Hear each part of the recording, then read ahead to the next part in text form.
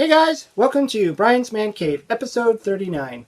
So, for today's episode, I would like to talk about Micro Machines because they were one of those, I don't know if you want to call it a fad or just one of those toy lines that just kind of popped up out of nowhere, and a lot of us just went wild for them. I don't know why. There was something very fascinating about them. Now, we all had dinky cars, or whatever you want to call these. I always call them dinky cars. I don't know if they're actually called that. Like I got this one here, like a Lamborghini Diablo, which I remember buying that from like probably Zellers or Walmart or somewhere. Or like this Porsche. This looks pretty cool looking. It's brown. I don't know the color. Never liked the color of that one. And most recently I got some of the DeLoreans that they released. This is the gold one. But back in the mid-80s to about 90s, they came out with Micro Machines. And just to give you an example, let's just put one on my little thing here. Just so you're not looking at my fingers. There we go. Look at that. That's a Lamborghini. Now let's just do a comparison here to what, that's the size difference right there. Now again, I don't know why these were so fascinating. I mean, they're just miniature versions of what the dinky cars are. But I went nuts. My friend went nuts. We had to have these things. And they made a whole bunch of them. And maybe it was the commercials that were so captivating, because I always remember it's John, I don't know if I'm going to say his name right, it was John Moschitta Jr. He's like, at the time, he was the world's fastest talker. He was in the Guinness Book of Records, and he talked like really fast. And so they used him as the Micro Machine Man. So all the commercials, he'd be there showing off his Micro Machines, and he would like hold them up and he would talk about them and stuff. Anyways, there was so many different kinds that came out too. I mean, just like there was the basic ones like I just showed, like the Lamborghini. I just pulled out a bunch of them because I don't know, I kind of got them all randomly all over the place here. There's this cool one. It was a kind of an ambulance type of car. Really neat. Just put it on there so you can see it.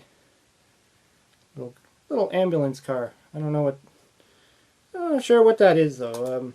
It's one of the hard parts of actually telling what kind of car it is sometimes, because it was so small. Unless you really know your cars. Like I know, for instance, when I see that, I know that that's a Lamborghini Countach. But I'm not too familiar with some of the older cars. So, something like that. Nice little old car there. And like even with dinky cars, sometimes it doesn't tell you what it is. So you'd have to know your cars. You'd have to know your stuff. And with Micro Machines, they usually came in a package of like 5, 6 to 8. Some of them were much bigger packages. And whereas dinky cars, you would usually just buy the one dinky car. You just buy that for like $1 or something, or whatever, 98 cents, or however much they were back in the 80s. Other than that, they came out with multiple kinds of lines. Like they had these ones here, which is like the racing car, like the Indy cars. Kind of neat. I had a whole bunch of those ones. They even had boats. I'll show you that. It's like a Navy destroyer type of thing. I don't know. I had a bunch of those too. And trucks. Have to have trucks. Definitely have to have your trucks. These are actually not too bad. Cool. Also, to throw in some airplanes. Now I know I had a whole bunch of the airplanes. I think I got this with one of those sets where, I don't know if you can see it, and it's on the floor. I don't know if you have any, if I got it in one of those sets or if it was sold separately. I just don't remember. These were a long time ago I actually bought these. And then there was this other line which I think came out later, and I still don't know why they did it. I think it was just like a gimmick, but if you look at that, it's see-through. And so this is a Mercedes 300 SL. I just know that because I know the car, but I mean, when you look at it, because the plastic is all see-through, it makes it harder for you to determine what the car is. Cool thing is, the Mercedes 300 SL had the gull-wing doors. I don't know if you can see that. It's a little bit tricky. These are so small that it makes it so hard to show them. And these actually open. So I thought that was cool. You know, neat little thing. So to go along with these little toys, they also made these. I don't know what you really call them. Kind of like a section of a road, and this is what it is. Just kind of packages up like this, and then it opens up, and inside you'd have all these pieces that you would assemble. So it's really done for travel purposes, I guess. And when you assemble it, you get something that looks a little bit like this, which is like a gas station. And the idea is that these things will actually connect, like puzzles in a sense. They have these little hinges or pieces on the end. You can connect them, and if you have a whole bunch of them, you can make this huge cityscape map, whatever you want to call it. I only got a few of these, a few of the ones that I thought were interesting at the time. Like this one. I think this one was my most favorite. This is a car wash. And the thing I liked about this one is you can actually drive the car in, go into the piece right there, and just like a regular car wash, you turn this thing and it actually will pull the car through. I'm not doing this backwards here, but it'll actually bring the car through around and out the exit. I just thought that was so cool when I was a kid. Funny story about this one was I bought this one.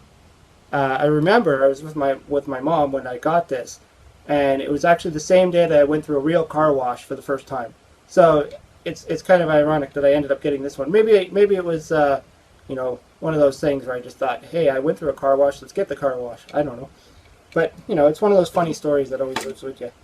Anyways, yeah, I mean, I just wanted to show off some of these things because I think they're cool. I've been holding on to them for a while. There's my ambulance. I like the ambulance. It's kind of cool.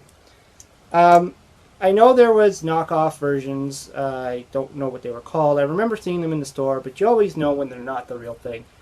From what I understand, they became, I believe, Hasbro took over, and they might have made more in the future. I haven't really seen any in the stores. I think they maybe make specialty ones now, or like Star Wars ones or something. And there was a Nintendo game. If you played Nintendo, there was a Nintendo game. I've never tried it. I don't have it. I've seen a few reviews on it. It doesn't look too bad. You know, pretty decent looking game if you like that type of thing. But you know, I just never bothered with it. Anyways, I hope you liked the little display I had there.